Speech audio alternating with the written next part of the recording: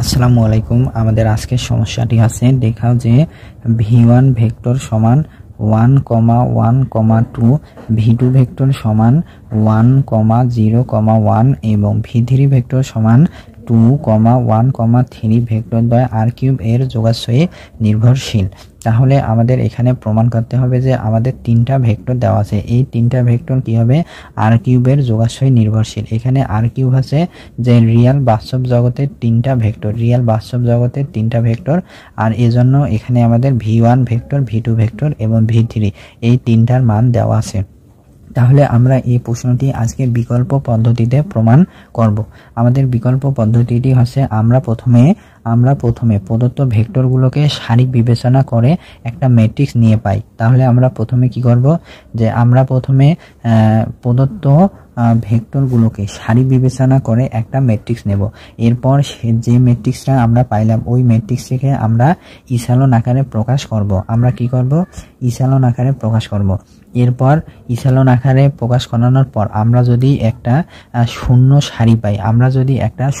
সারি পাই তাহলে আমরা বলতে পারবো যে প্রদত্ত ভেক্টর দ্বয় অর্থাৎ v1 vector, v2 vector, v3 vector দ্বয় যোগাশ্রয়ী নির্ভরশীল হবে। তাহলে যোগাশ্রয় নির্ভরশীলের প্রমাণ করার আমাদের দুটা পদ্ধতি আছে, আমরা আজকে বিকল্প পদ্ধতিতে প্রমাণ করব। তাহলে আমরা বিকল্প পদ্ধতিতে প্রথমে কি করব, আমি আবার বলতেছি, আমরা প্রথমে এই ভেক্টরগুলো v1 ভেক্টর, v2 ভেক্টর আর v3 ভেক্টর প্রত্যেকটা ভেক্টরকে আমরা সারি বিবেচনা করিয়া ম্যাট্রিক্স নিয়ে পাবো।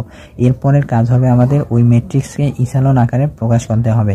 ইসালন আকারে প্রকাশ করানোর পর যদি আমরা দেখি যে সেখানে একটি বা দুটি শূন্য সারি বিদ্যমান, অর্থাৎ যদি যে কোনো শূন্য সারি বিদ্যমান থাকে তাহলে আমরা বলতে পারবো আমাদের v1 ভেক্টর, v2 ভেক্টর আর v3 ভেক্টরকে যোগাশ্রয়ী নির্ভরশীল হবে।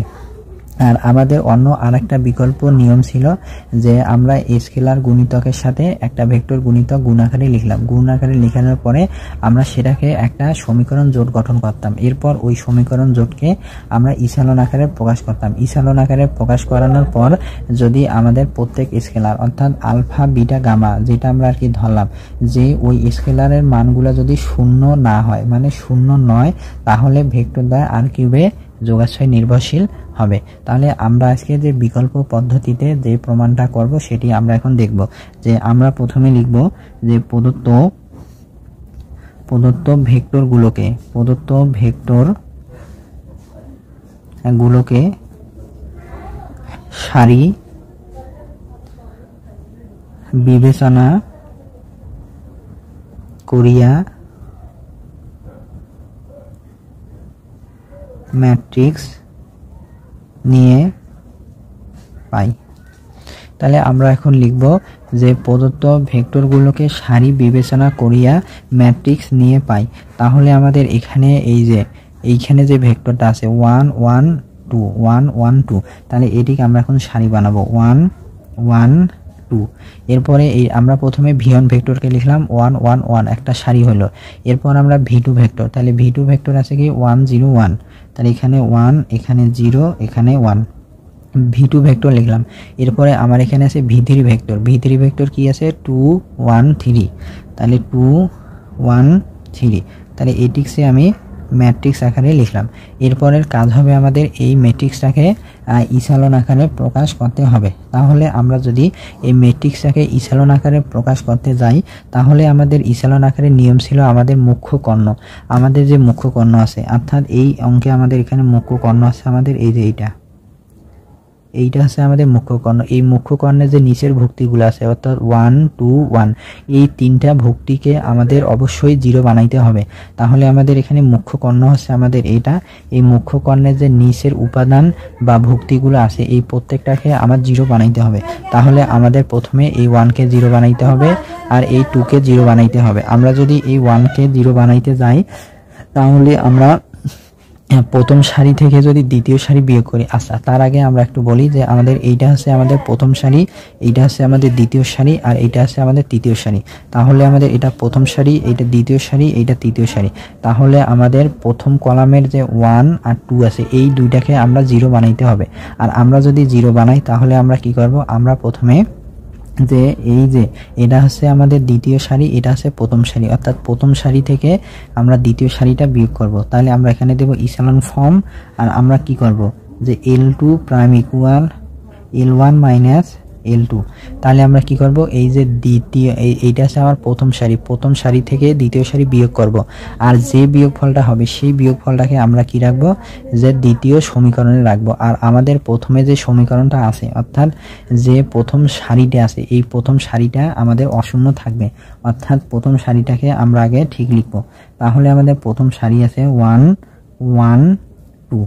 এরপর আমরা যদি 0 বানাই তাহলে আমরা প্রথম সারি থেকে দ্বিতীয় সারি বিয়োগ করব। তাহলে 1 বিয়োগ 1 মানে হয় 0। এরপর আছে 1 বিয়োগ 0 হবে 1। এরপর আছে 2 বিয়োগ 1, তাহলে 2 বিয়োগ 1 করলে হবে 1। তাহলে এরপরের কাজ কি, এরপরের কাজ হচ্ছে আমাদের এই যে এইটাকে 0 করতে হবে, অর্থাৎ এটাকে 0 করতে গেলে এটা হচ্ছে আমাদের তৃতীয় সারি। তাহলে আমরা এখন এখানে লিখব যে L3 prime equal L3 minus 2 আমরা কি করব যে আমরা এখন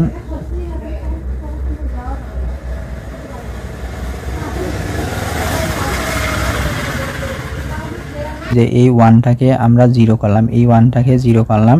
এখন আমাদের কাজ হবে এই 2কে 0 বানানো। আর আমরা যদি 2কে 0 বানানো যাই তাহলে আমাদের এটা হবে কি, তৃতীয় সমীকরণ। এই যে আমি এখানে লিখলাম L3 মাইনাস 2 L1, মানে L1 মানে হচ্ছে যে প্রথম সমীকরণ। এই প্রথম সমীকরণকে আমি 2 দিয়ে গুণ দেব, প্রথম সমীকরণকে 2 দিয়ে গুণ দেব। পরে আমরা তৃতীয় সমীকরণ থেকে 2 ইন্টু L1 মানে প্রথম সমীকরণটা বিয়োগ করে রাখবো হলো আমরা এই যে তৃতীয় সমীকরণে, মানে এখানে।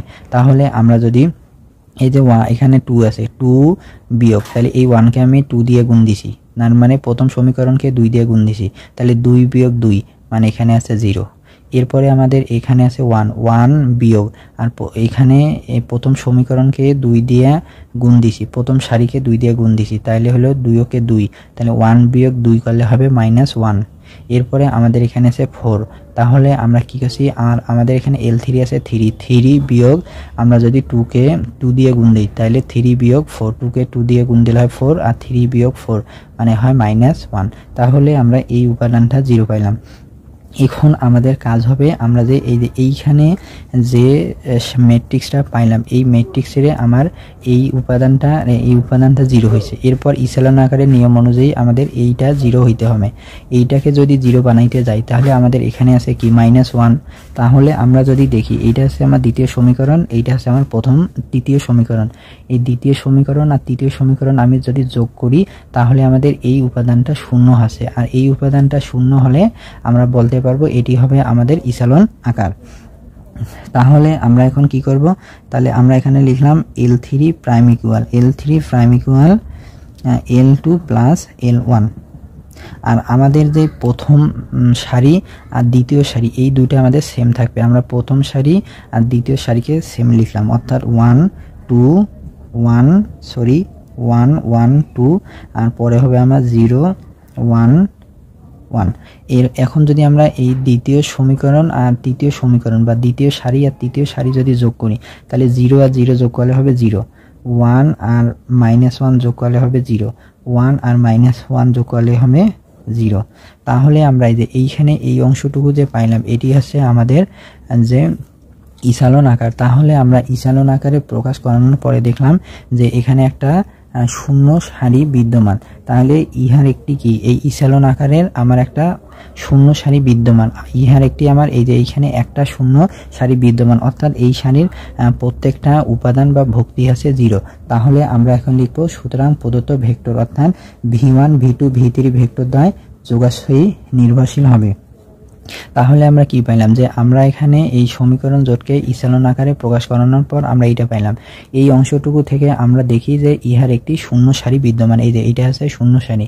আর শূন্য সারি বিদ্যমান থাকার কারণে প্রদত্ত ভেক্টর অর্থাৎ প্রদত্ত ভেক্টর যে আমাদের ছিল এই যে এখানে v1 v2 আর v3 এই তিনটা ভেক্টর দ্বয় যোগাশ্রয়ী নির্ভরশীল হবে। তাহলে v1 vector v2 vector v3 এই তিনটা ভেক্টর যোগাশ্রয়ী নির্ভরশীল হবে। আমরা এখন এটি লিখে দিব। আপনারা যদি আজকে যে আমরা যেটি প্রমাণ করলাম এটি যদি আপনারা বুঝতে না পারেন, অর্থাৎ আমাদের এই অঙ্কটি যদি বুঝতে না পারেন, তাহলে অবশ্যই ইনবক্সে মেসেজ দিয়ে জানাবেন যে ভাইয়া আমি বুঝতে পারিনি। আর যেখানে সমস্যা হবে অবশ্যই বলবেন। আর আপনারা যদি না বলেন তাহলে আমি বুঝতে পারবো না যে আপনাদের ভালোভাবে করানো হচ্ছে নাকি না হচ্ছে। আর সমস্যা হলে অবশ্যই জানাবেন।